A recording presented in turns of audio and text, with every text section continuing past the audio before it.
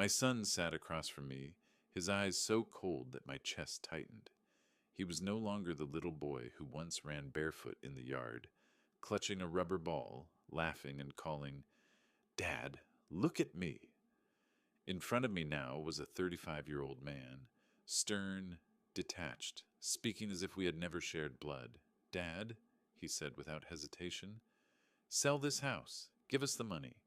Or if you don't agree, you should think about moving out." I froze. My ears rang as if thunder had exploded in the living room. This house, the place where his mother and I hammered every nail, laid every tile, painted every wall, was now being treated like a bargaining chip by my own flesh and blood. "What? What did you just say?" I struggled to steady my voice, but it trembled. He leaned back, arms crossed, exhaling with arrogance. "I said it clearly. You're old. What do you need such a big house for? Sell it? Split the money between us? You only need one small room. We'll take care of you." "Don't worry." Those words pierced like a knife. "Take care of me? What kind of care begins with robbing me of the very thing that holds my life's memories?" Before we continue, I want to ask you, if you were in this situation, what would you do? Leave your thoughts in the comments below. I read every single one of them. Tell me where you are watching from. I'd love to know where my viewers come from. And don't forget to hit subscribe and turn on the notification bell so you won't miss the dramatic twists that are coming next. I glanced at the portrait of his mother on the wall. She smiled softly in that picture, her eyes gentle, as though still watching us. Since she passed, I had endured everything for the sake of peace, believing my son only needed time to mature. But in that moment, I realized he no longer saw me as a father. To him, I was just a wallet, a resource, an obstacle. "My son," I said hoarsely, "this house is your mother's and my blood and sweat. I can't what?" he snapped, his voice sharp. "Can't sacrifice one more time for your family? Mom is gone, and what use is this big house to you alone? Don't you see how we're struggling? Don't you care that my wife and I are stuck in a shabby rental?" I felt crushed. All those years I had paid his tuition, cleared his credit card debt, bought his first car, and covered his wedding expenses. I remembered the night before his wedding, when he hugged me and whispered, "Dad, I'm so grateful. I promise I'll never let you down." That promise now echoed like a cruel joke. I set my teacup down, hands trembling. "Son, I've already given you so much. Everything I had, I thought of you. But this house, your mother and I dreamed of it our whole lives. It is not something to be bartered away." He smirked, his eyes full of disdain. "Dreams? That's just a burden. You're old. You don't need dreams anymore. I need this house. My wife needs stability. We are the future, not you." Each word landed like a hammer against my chest. For the first time, I felt like a stranger in my own home. Unwanted, invisible, discarded. I stood, forcing my voice not to crack. "You want this house? Fine. But remember, this is still my home. And if you think I'm just a burden, you'll soon face the truth." For a moment, he looked surprised at my defiance. Then he chuckled bitterly. "Dad, what can you do? You've spent your whole life giving in. This time will be no different. One way or another, this house will be mine." I turned away, not letting him see the tears burning my eyes. My heart pounded, not from fear, but from something else. Resolve. As I left the room, I looked once more at my wife's photo. It seemed as though she nodded, whispering, "Enough. Don't let them trample your dignity any longer." I knew this moment was a turning point. I was no longer the weak father who endured everything in silence. My son, and everyone else who thought I was easy to use, was about to learn that kindness is not the same as surrender. That night, I sat alone in the dark room, staring at the old deed lying on the table.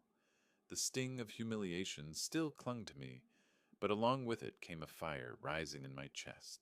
For the first time in years, I wasn't just thinking about peace. I was thinking about justice. Story. That night, sleep refused to come. I lay in bed staring at the ceiling, my mind replaying every word my son had thrown at me like a dagger. You're old. You don't need dreams. Sell it. Give us the money. Or leave. The echo of those sentences was louder than the ticking clock on my nightstand. I turned on my side and reached for the framed photo of Elizabeth, my wife. Her smile, frozen in time, radiated warmth that I no longer felt in this house. Liz, I whispered, my voice cracking, do you see what's happening to us? Do you see what he's become? My throat burned. I wanted her to answer, to tell me I wasn't losing my mind, that I wasn't imagining the cruelty in our son's voice. She had always been the one with wisdom, the one who knew when to scold and when to comfort. In her absence, I had tried to play both roles, provider and nurturer, but maybe in the process I had only enabled his greed. Images of the past crowded my thoughts. The winter I worked double shifts pouring concrete so we could afford his tuition at UCLA. I had come home so exhausted that I couldn't unclench my hands from gripping the wheelbarrow. He was 10 years old then, asleep on the couch with his homework spread across his chest. Elizabeth had said, Fred, one day he'll thank you for this. The time he called me at 2 in the morning, panicked because he had wrecked his first car. I drove 3 hours to pick him up, no questions asked, and paid the repair shop in cash the next day. He barely muttered a thanks before asking when he'd get the car back, the $25,000 check I wrote for his wedding. He had looked embarrassed then, saying, Dad, it's too much, but his fiancée's family had smiled with relief. Later, I overheard him telling her, See, I told you Dad would cover it. Each memory, once a source of pride, now felt like evidence in a trial where I was both the defendant and the fool. I rose from bed, restless, and walked barefoot into the study. The house creaked under my weight, familiar yet suddenly foreign. On the desk lay the deed Elizabeth and I had fought for through 30 years of sweat and sacrifice. I ran my hand across the paper, the embossed seal still firm under my fingertips. This house, I muttered, is not just wood and stone. It's our life, our love, our dream. But what good was a dream if your own child spat on it? I poured myself a cup of stale coffee and sat by the window, watching the street lamps flicker.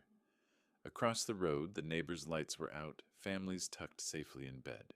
I wondered, were any of them betrayed by their children tonight? Or was I alone in this nightmare? Tears pricked my eyes, but anger burned hotter. Anger at myself for giving in too often, for mistaking submission for love, for confusing generosity with parenting. Elizabeth had warned me in her gentle way, Fred, don't always say yes. One day he'll stop hearing it as love and start hearing it as permission. And she was right. I clenched my fists on the armrest of the chair. No more, I whispered to the empty room. No more. The following day I tried to maintain normalcy. I went to the market, bought groceries, nodded at neighbors. But inside, a storm churned. Each face I saw reminded me of the humiliation festering in my chest. At the cashier, a young man smiled and said, Have a good day, sir. The word sir, so simple, made me ache. When was the last time my own son had spoken to me with that kind of respect? I drove home slowly, reluctant to enter the place that no longer felt safe. As I parked in the driveway, I caught sight of the front door and imagined it with a new lock. One I didn't have the key to. The thought twisted my stomach.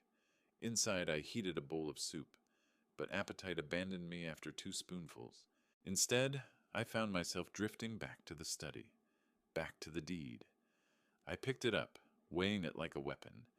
This piece of paper was power, not just to hold on to the house, but to reclaim my dignity.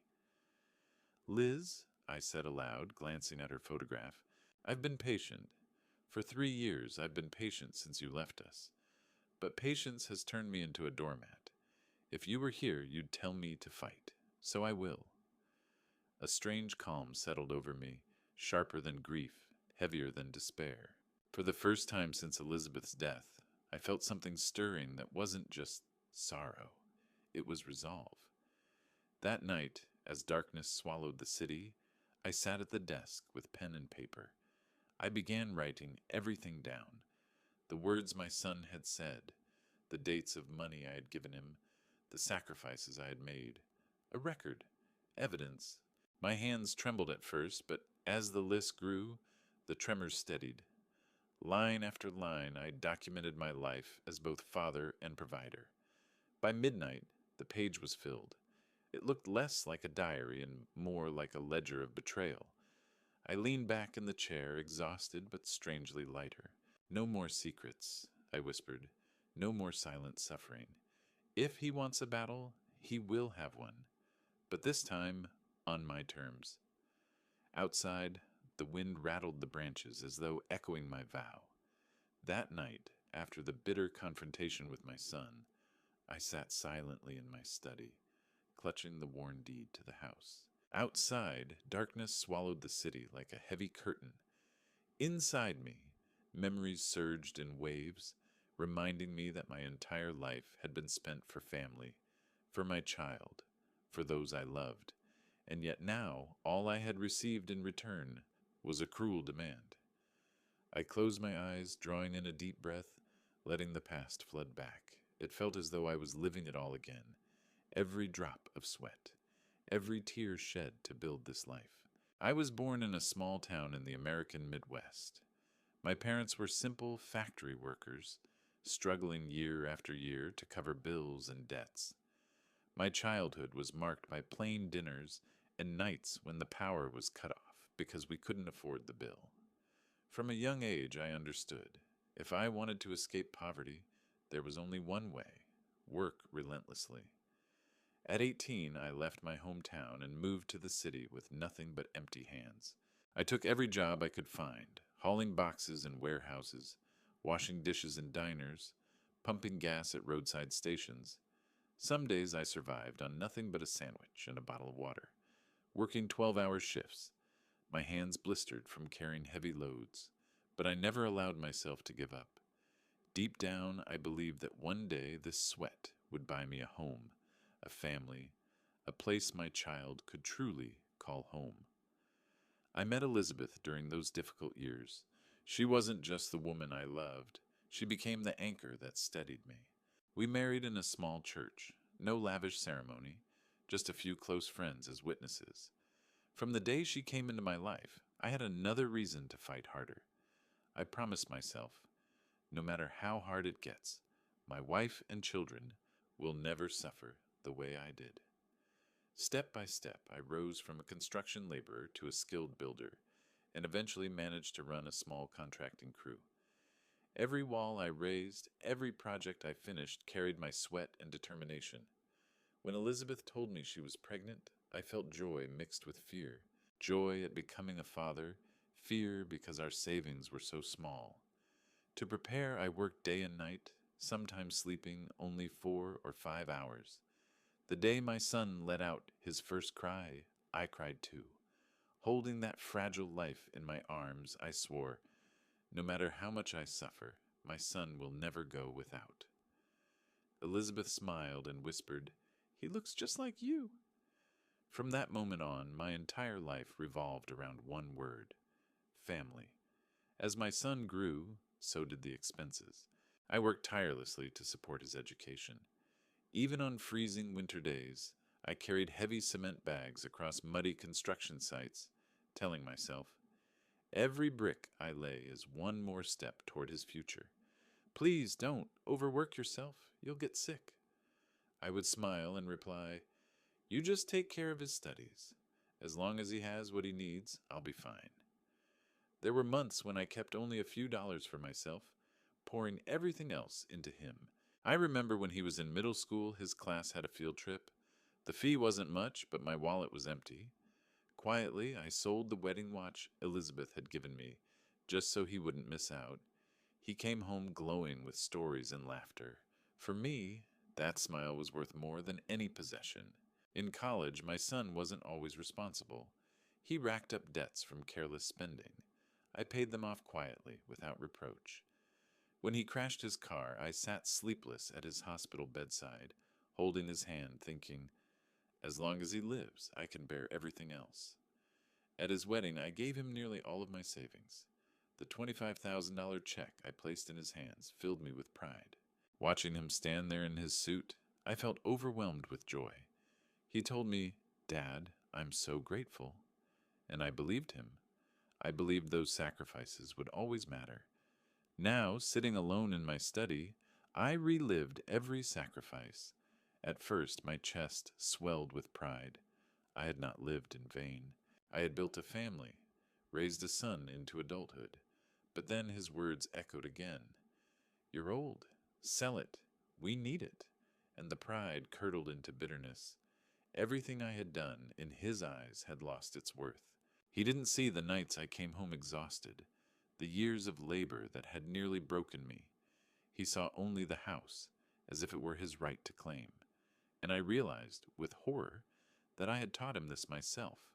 By always saying yes, by never saying no, I had turned love into indulgence, generosity into weakness. Now he saw taking my life's work as natural, inevitable. I looked at Elizabeth's photo. She smiled gently in that picture, but in my mind she was saying, Fred, you've been too soft. It's time to wake up. Yes, I couldn't let my sacrifices become the excuse for him to trample me. I couldn't let my love turn into chains binding me to his greed. I placed the deed in front of me and whispered, This house is our blood, Liz. It cannot belong to those who scorn our effort. I will protect it, with everything I have left. That night, I opened a notebook and began to write. Every debt I had covered, every bill I had paid, every sacrifice I had made for him. Line after line filled the pages. Tuition fees, medical bills, wedding expenses, car payments, loans. Looking at it, I realized my entire life had been reduced to numbers. Not a diary of love, but a ledger of exploitation. Each line felt like a wound reopening, but it also sharpened my clarity. The trembling in my hands stopped. Instead, something stronger rose within me. The strength of truth, the strength of justice. In the days that followed that bitter conversation, I thought I had already touched the bottom of my pain. But it turned out that bottom was far deeper than I could imagine. That morning, before I had even finished my cup of coffee, the doorbell rang. I opened it and found my son standing there, his wife Linda beside him, her face cold, her eyes arrogant. Behind them I noticed two strangers, her parents. Dad, my son began, his tone identical to before, stripped of any respect. This is Linda's mom and dad. From now on, they'll be living here with us, as one family. I froze. Living here? This is my house. I never agreed to that. Linda cut in smoothly. We've discussed this thoroughly. You living alone in such a big house is wasteful. My parents have been struggling with rent. Moving them here is more efficient, and it'll make it easier for us to take care of you when you're old. I looked at my son. He didn't object, only folded his arms and nodded in approval. In that moment, I felt like an outsider in the very home I had built. From that day on, the once quiet house filled with unfamiliar noise. Linda's parents moved in with their suitcases, boxes, and cheap paintings, which they hung in my living room without asking. I protested, but my son brushed me off. Don't make it difficult, Dad. This is family business. We share. Share? I had been sharing my whole life, every dollar, every ounce of sweat. Now I had to share the house itself, the house whose bricks I had laid with my own hands, with strangers. At meals, I sat silently in the corner while they laughed and chatted, planning renovations and purchases as though I didn't exist. At one point, they even said aloud, The big room upstairs suits us better. He should stay downstairs. It's more convenient anyway. Their words stung like a slap, but I swallowed my anger, clinging to a fragile hope that my son would realize his mistake. One evening, after a long, exhausting day at the construction site, I came home to find the living room crowded. My son, Linda, and her parents were huddled around the table, papers spread everywhere. You're back? My son said casually. We're discussing transferring the house title. Don't worry, we'll handle everything. I froze in place. Transfer? What are you talking about? This is my property. Linda smirked. Dad, the truth is you don't need this house anymore. You live alone. You can't manage it. We'll take care of it. Don't worry. We'll give you a room. A room. In the house I had spent 30 years building. I slammed my hand against the table, my voice trembling with fury. Enough! Who do you think I am? Invisible? This is my house, and no one has the right to take it away. The room fell silent. Then my son, with chilling calm, said, Dad, don't make this worse. If you won't cooperate, we'll find another way. The law has its paths, too. For the first time, I saw my son's eyes, not as a son's, but as an adversary's. That night, sleep evaded me. I stood on the balcony, staring at the distant streetlights. Laughter and chatter floated up from below, while I stood alone in the shadows. I thought of Elizabeth. If she were here, this would never have happened. She had been strict yet fair, always teaching our son respect. But she was gone, and I was left alone to face the ingratitude of my own blood. The house, once brimming with memories, felt alien. The walls I had painted, the staircase I had built, all now echoed with the voices of people who treated me like a burden. When I passed through the living room, their conversations hushed, their eyes sharp, silently asking, Why are you still here? Never in my life had I felt so abandoned. But in that darkness, a flame ignited. I suddenly realized, if I kept silent, they would devour everything. I remembered my youth, when I carried bricks with raw hands and fought poverty tooth and nail. I had never surrendered then, so why should I surrender now to my own child? I clenched my fists. Kindness could not be an excuse for contempt. A father's love could not become shackles of exploitation. Quietly, I vowed, if this is a battle, I will not retreat again. They think I'm weak, but they will see a different Fred, stronger, more resolute than ever. The next day I called my son into my room. I looked straight into his eyes, my voice calm but firm. Son, I have been silent too long. But from today I will not let anyone take what belongs to me and your mother. This house is not for sale, not for gifting, not for strangers to claim. If you still see me as your father, remember that. He was quiet for a long moment. Then he sneered, You think you can fight us? You're old. We have the strength, the money, the advantage. You're just a stubborn old man. I didn't lose my temper. I simply nodded. Then wait and see. I built an entire business empire from nothing. Don't think I'll sit and watch you destroy everything. For the briefest instant, I saw hesitation flicker in his eyes. It was gone quickly, but I had seen it, and I knew this war had only just begun. The morning after that confrontation, I awoke to a strange calmness. Not the peace of a quiet dawn, but the calm of someone who had crossed a threshold. Something inside me had shifted. The man who had once endured, who had confused silence with harmony, no longer lived here. For years, grief had bent my back and softened my resolve. I had mistaken indulgence for love, patience for wisdom. But now clarity burned through me like sunlight piercing fog. My son had mistaken my kindness for weakness. My silence had become his permission. That era was over. I moved through the house differently that day. While Linda's parents laughed in the kitchen, while my son barked orders about groceries, I sat quietly in the study, sipping tea and observing. To them I was still the same old man, docile, beaten, irrelevant. But inside I had begun to plan. Elizabeth's voice seemed to echo in my memory. Fred, you've built empires before. You know how to fight. Do it quietly. Do it smartly. Don't show your hand until the game is yours. The stillness was my weapon now. They would mistake it for surrender. And when the time came, they would learn the difference. That afternoon, I drove to the downtown office of Marcus Chen, the lawyer who had handled my business dealings for over 15 years. His office tower gleamed with glass, its lobby filled with polished marble. As I stepped inside, I felt that familiar surge of confidence. This was a battlefield I knew well. Marcus greeted me with his steady handshake. Fred, it's been too long. What brings you in today? I settled into the leather chair opposite him, my voice calm. Family trouble, Marcus. Property trouble.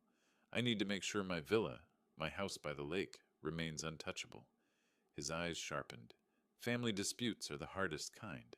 Tell me everything. And I did. The demands, the threats, the attempt to force me from my own home. I laid it out like blueprints on a table, methodical and precise. When I finished, Marcus leaned back, steepling his fingers. Legally, you're on solid ground. The deed is yours.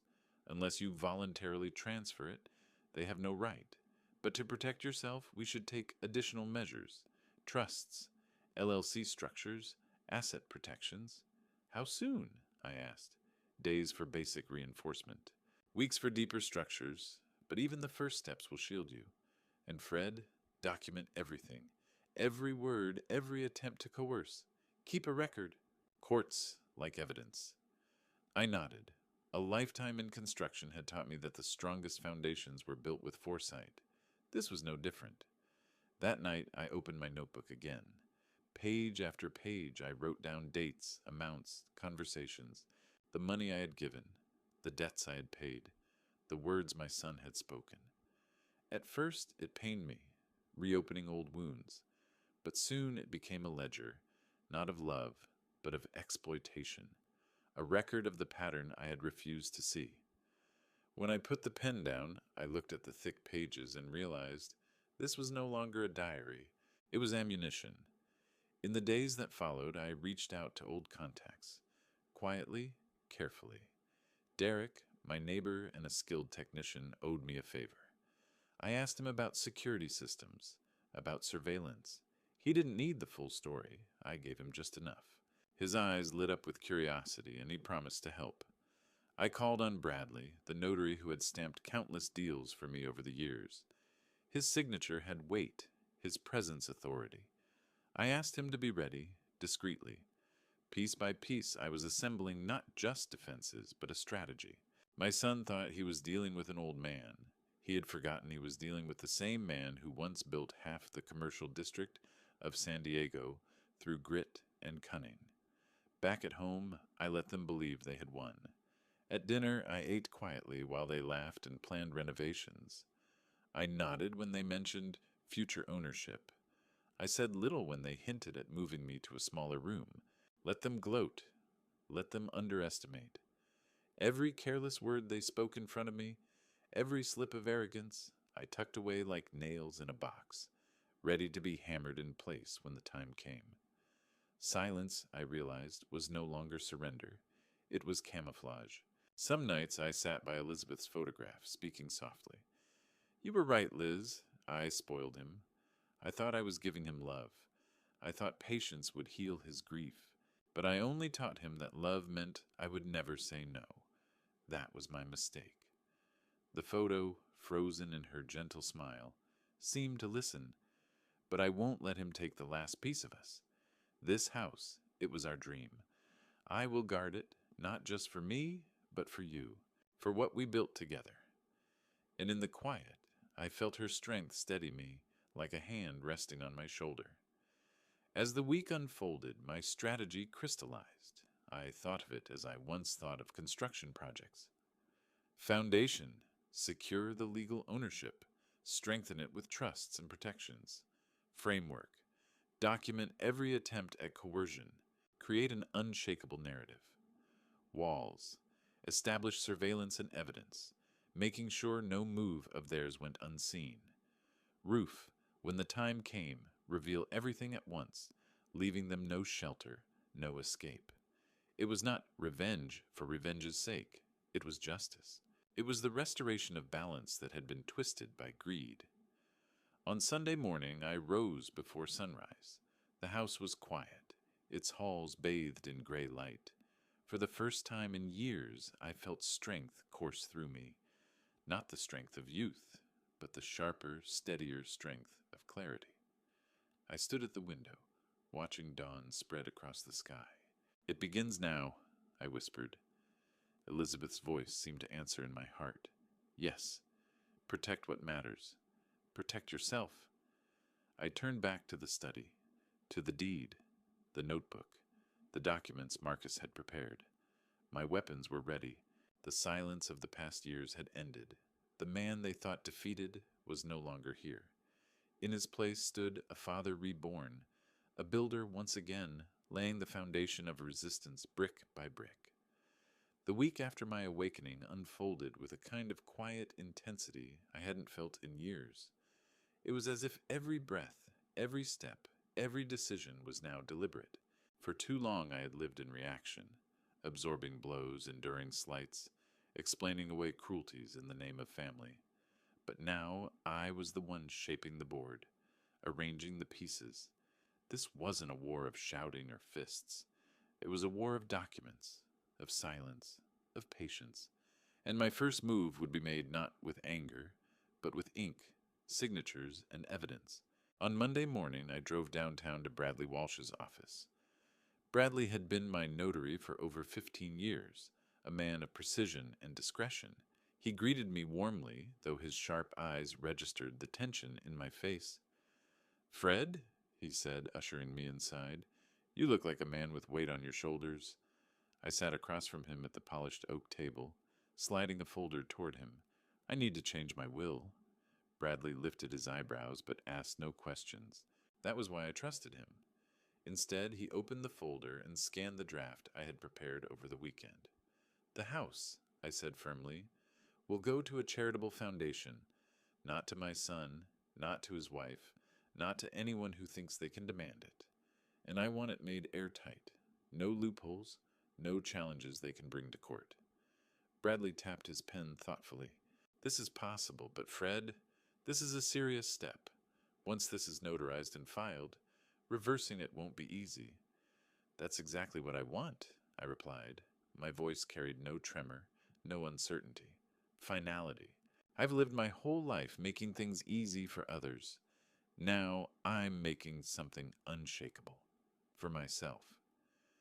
As his pen scratched across the page, I felt an odd surge of power. It wasn't the giddy power of youth, but the solid, grounded power of a man who finally drew a line no one could cross. Back home, I returned to my notebook. Each night, after the others had gone to sleep, I sat at my desk under the lamp's yellow glow, writing. Dates, times, words, gestures. The day Linda had declared the upstairs bedroom theirs, the night my son threatened legal action, even the quiet sigh of exasperation when I dared protest. Every detail became a brick in the wall I was building. I wasn't writing out of bitterness anymore. I was writing like a builder, layering, structuring, creating something strong enough to withstand attack. Sometimes my hand cramped from hours of writing. I would set the pen down, flex my fingers, and glance at Elizabeth's photograph. "We're building again, Liz," I whispered. Not with bricks this time, but with words, with law, with truth. I knew that evidence meant nothing without corroboration, so I began to gather silent witnesses. I called Derek, my neighbor, under the pretense of inviting him for coffee. Over steaming mugs, I casually steered the conversation toward the villa. "They've been making themselves comfortable," I said lightly, "talking about renovations, even about the title.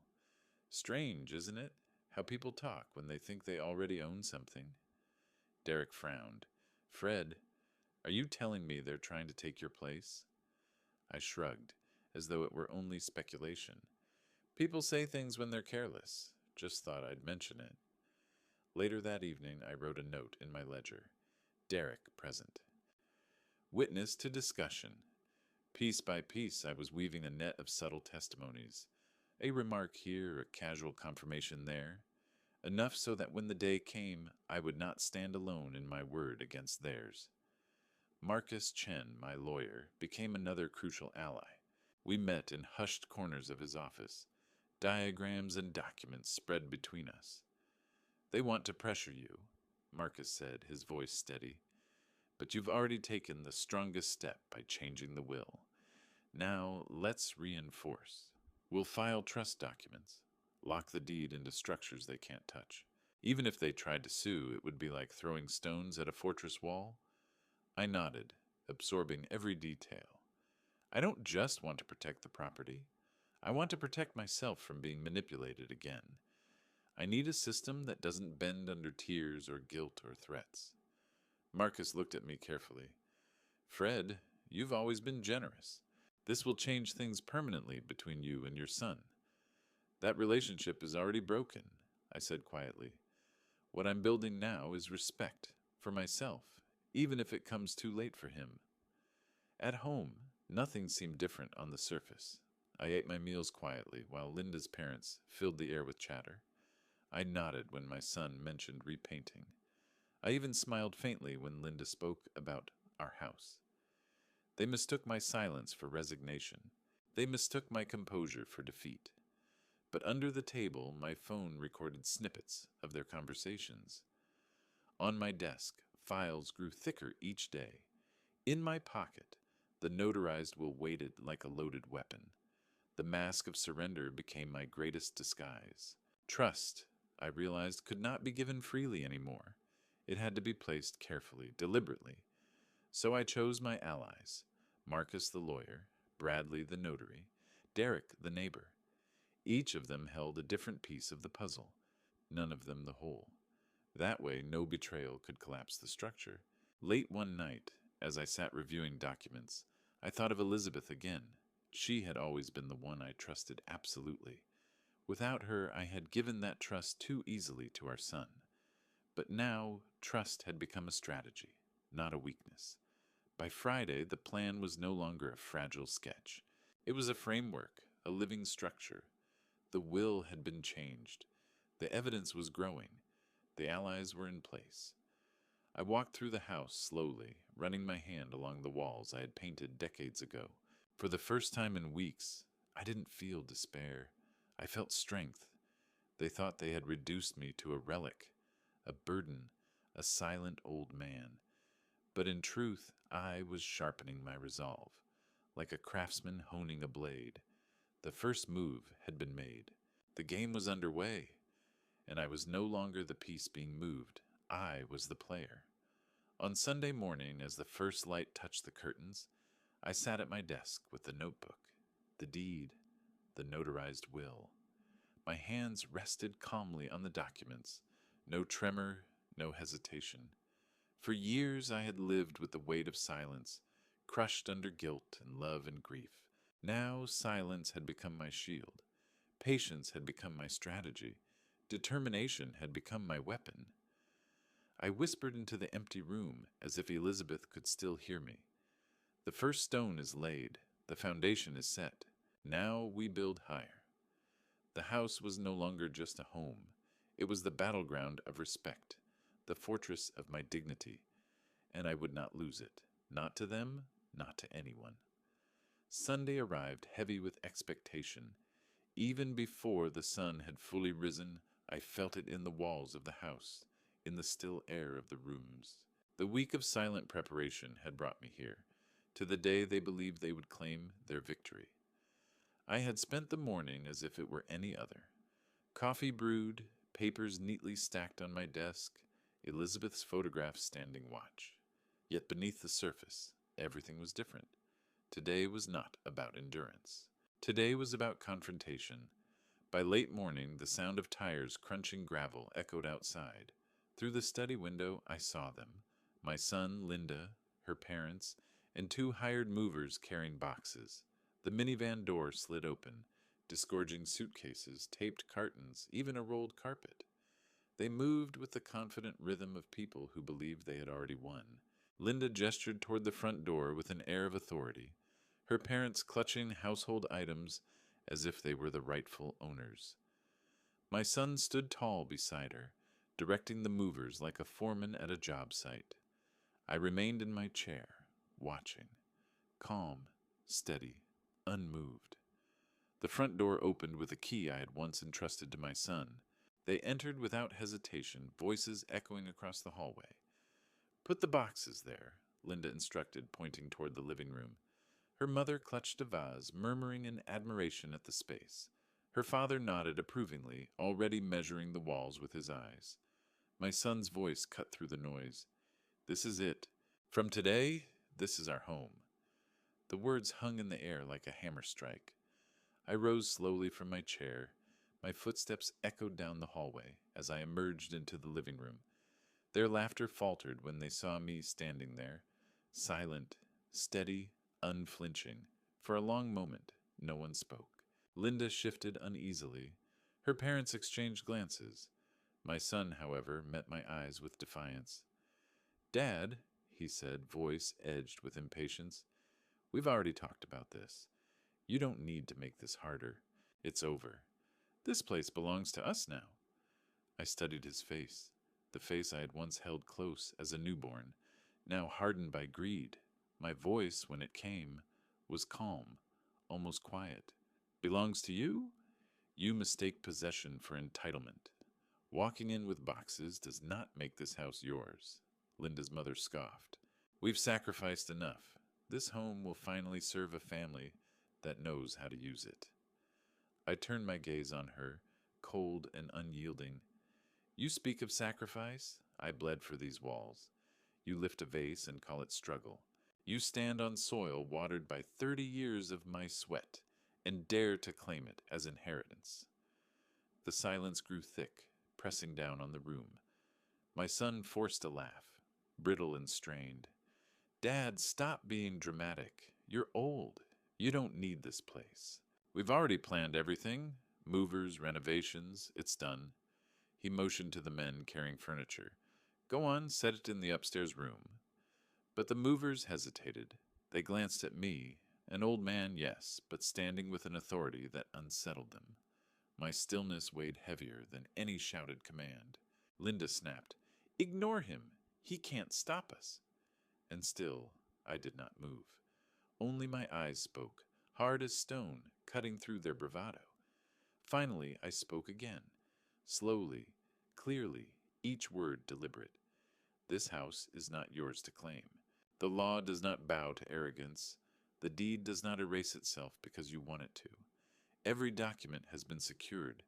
Every word of yours has been recorded, and every witness has been noted.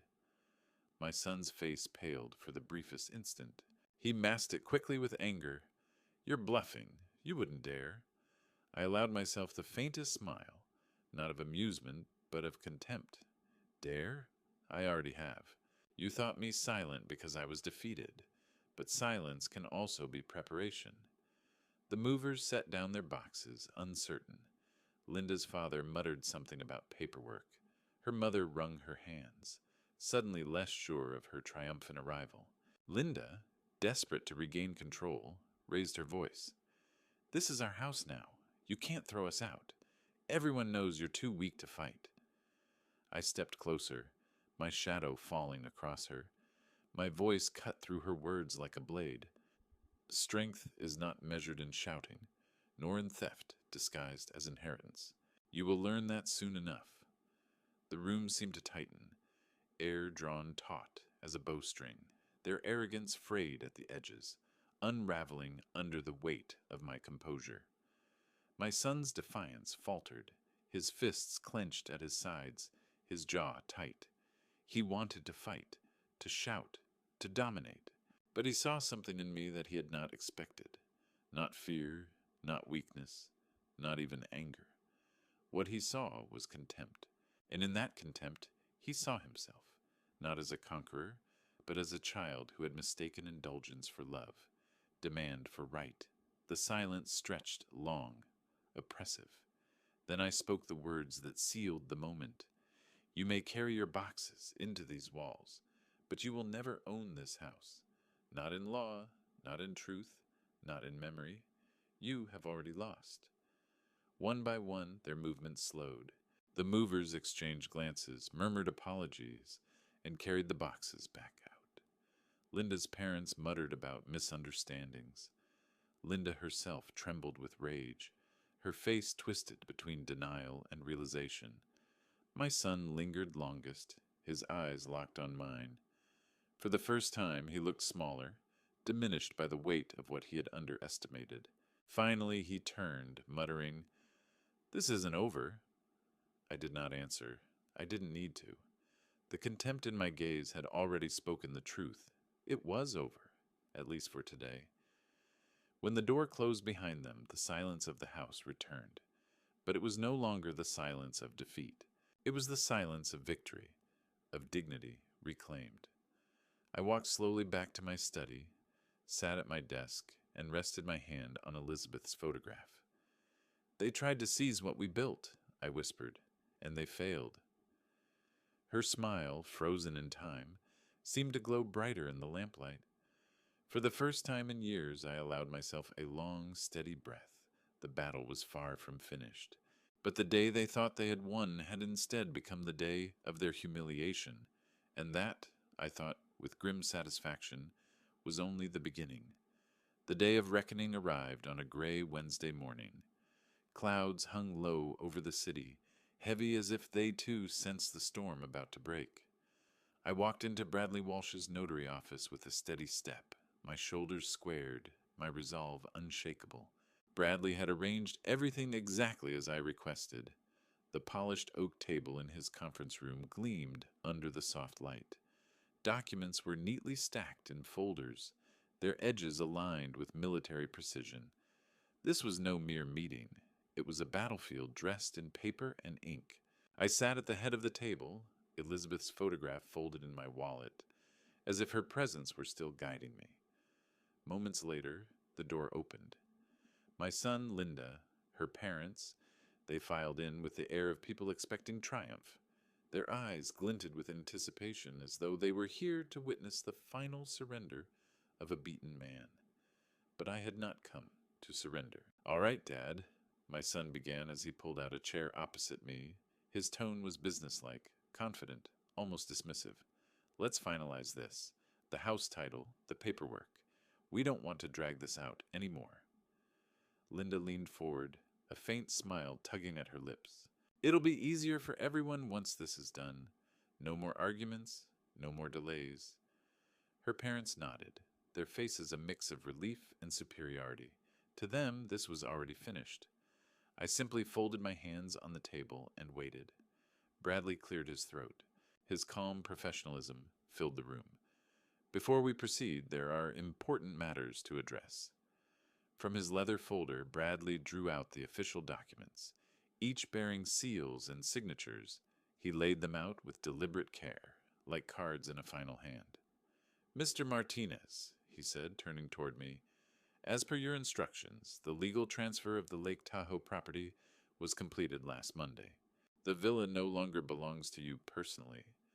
The words hit the room like thunder. Linda blinked, confused. Her father frowned. My son leaned forward sharply. "What do you mean, no longer belongs to him?" he demanded. Bradley adjusted his glasses, unruffled. "Ownership of the villa has been transferred to the Second Chance Foundation for Homeless Assistance. It is now property of the foundation, irrevocable, permanent." For a heartbeat, silence reigned. Then Linda's mother gasped. Her father muttered, "That can't be right." Linda slammed her hand on the table. "This is ridiculous. How could he just give it away?" Bradley's tone remained even. "The donor has the right to dispose of property as he wishes. The documents are valid, notarized, and filed. The transaction is complete." My son's face flushed crimson. "This is a trick. He can't just—" "Yes, he can," Bradley interrupted smoothly, and he did. Bradley slid another paper across the table. "Furthermore, as part of the charitable transfer, Mr. Martinez retains a lifetime usage clause. He maintains full right to occupy and use the villa until his passing. After that, it remains with the foundation." I leaned back in my chair, my voice calm but carrying weight. "So you see, I do not lose my home. But you lose everything you thought was already yours." Linda's lips trembled. "You can't do this. We planned—" "Plans built on theft," I said coldly, "are not plans. They are delusions." My son rose to his feet, fists clenched. "You've destroyed us. Do you understand? We counted on that villa." "You counted on taking from me," I cut him off, my contempt sharp, on stripping away the last piece of dignity your mother and I built. And now you stand here, outraged, not because of injustice, but because your scheme collapsed. Linda's father stammered, "But where will we live?" "Anywhere but my house," I answered, my eyes like steel. Their bravado cracked. The triumph they had carried into this room drained away, leaving only shock and disbelief. I rose slowly, letting the moment stretch, letting them feel the weight of what had just been taken from them. "For years," I said, voice low but steady, "I allowed you to treat me as weak.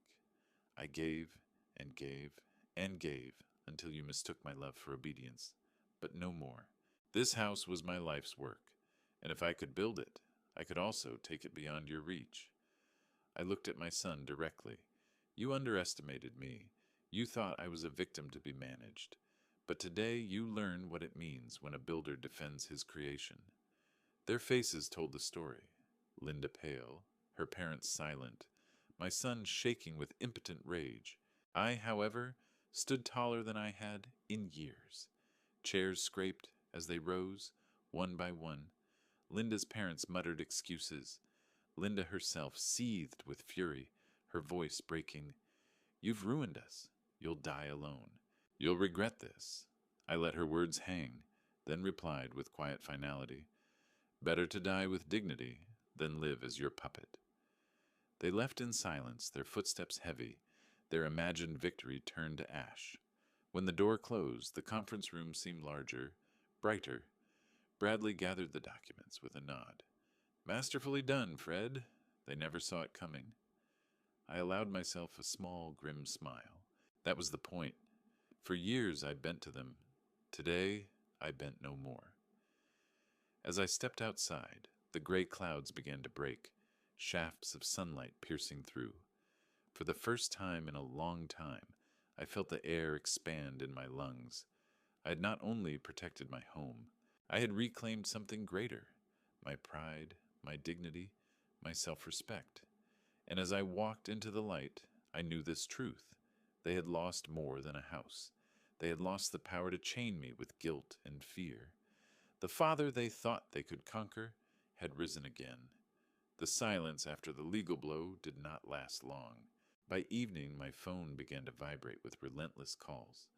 First from my son, then Linda, then numbers I didn't recognize. Likely her parents. Desperate, humiliated, furious. I let it ring. For years I had answered every demand, every plea, every manipulation disguised as family duty. Not this time. This time, silence was my answer. By the next morning, the storm arrived in person. Car doors slammed outside the villa. Voices rose, shouts, curses, the shrill tone of outrage. I opened the door before they could pound on it.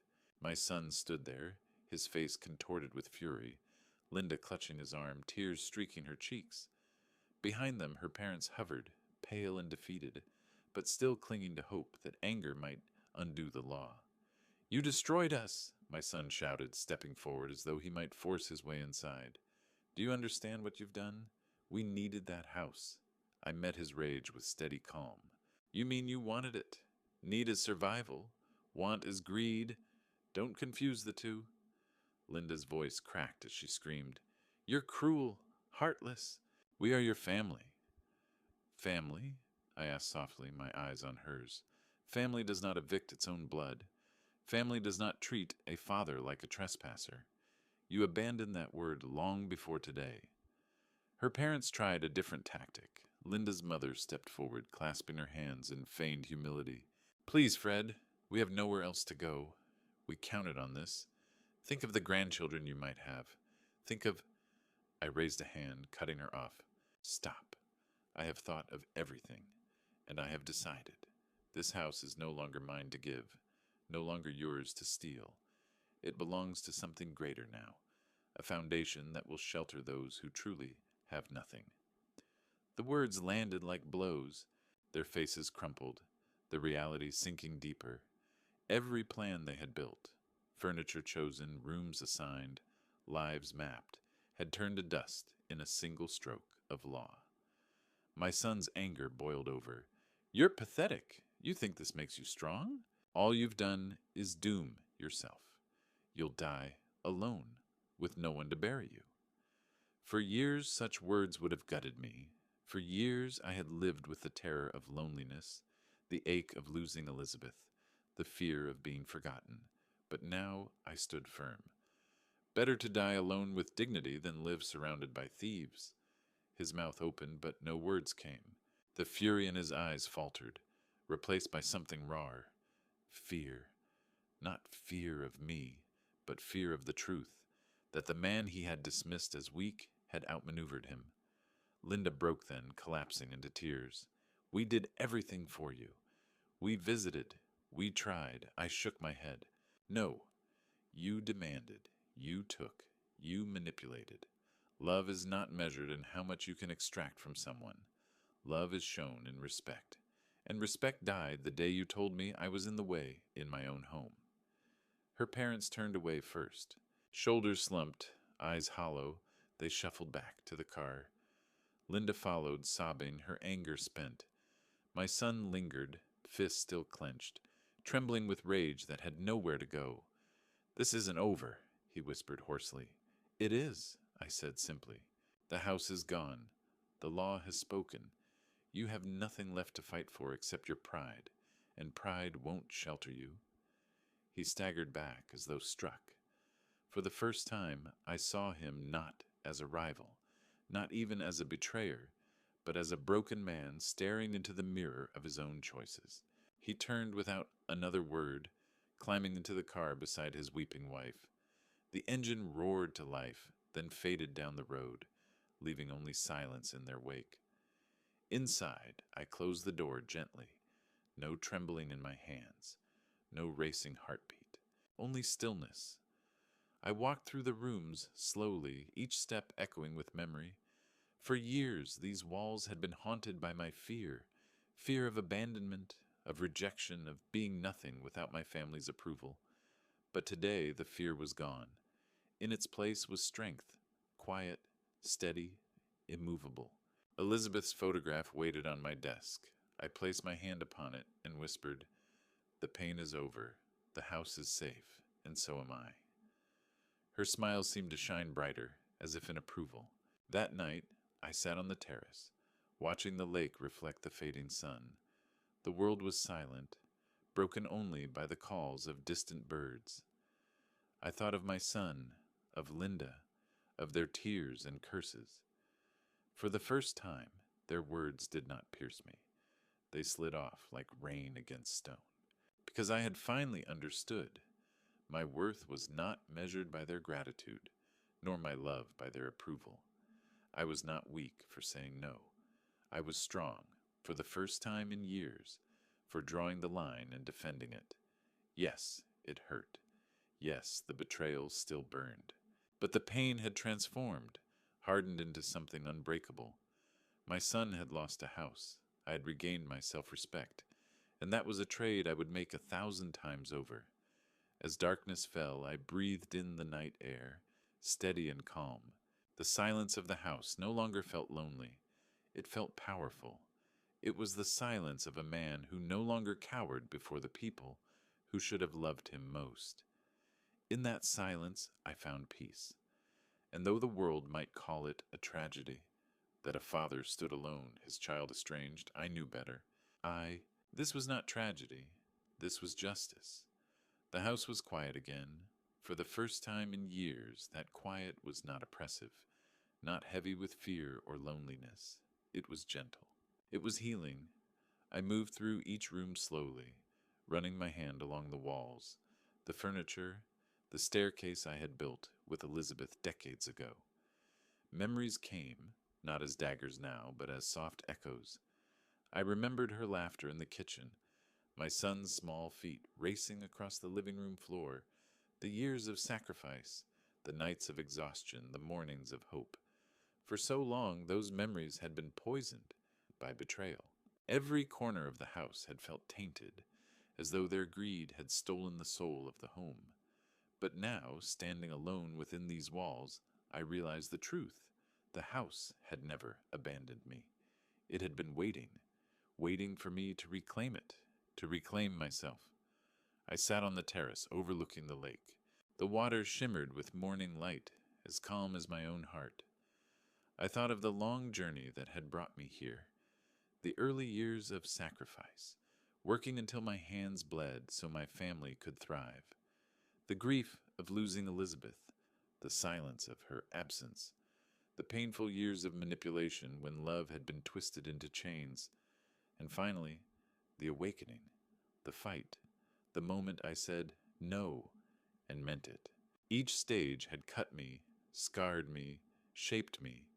But scars, I realized, were not just reminders of pain. They were proof of survival, proof of growth.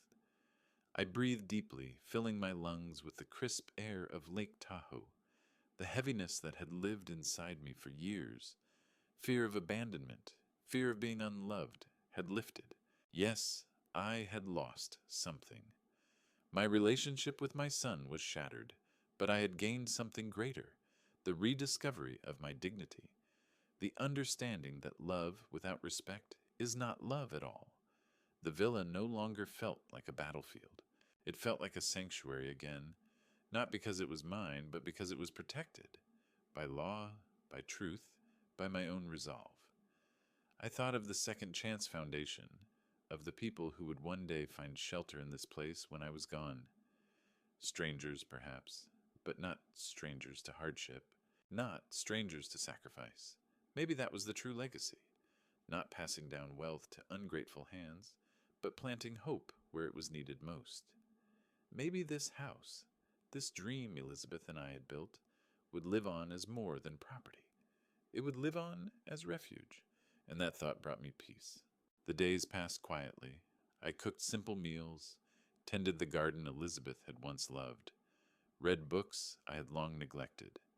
I spoke to her photograph often, but not in desperation anymore. Now I spoke with gratitude.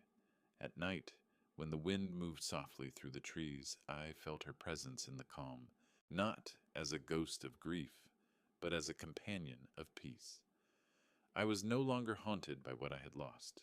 I was guided by what I had regained. Perhaps one day my son will come back, not with demands, but with remorse. Perhaps not. The future is uncertain, but I no longer fear it. Because whatever comes, I know this truth. I am no longer a man bent by grief, but a man restored by resilience. The villa stands. The lake still shines. And within these walls, I have found something far more valuable than wealth myself. If you've stayed with me until this moment, thank you, from the bottom of my heart, for listening to my story. This was not just a tale of betrayal and revenge, but of healing, dignity, and rediscovery. If it touched you, if it made you reflect on family, on sacrifice, on respect, then it has served its purpose. Please like this video so more people can hear stories that matter. Don't forget to subscribe and turn on the notification bell so you won't miss the next journey we share together. And most importantly, leave a comment below. Tell me where you're watching from and share your thoughts. What does family mean to you? Your voice matters. Your story matters. Thank you for watching until the very end. Until next time, may you find your own peace, your own healing, just as I did.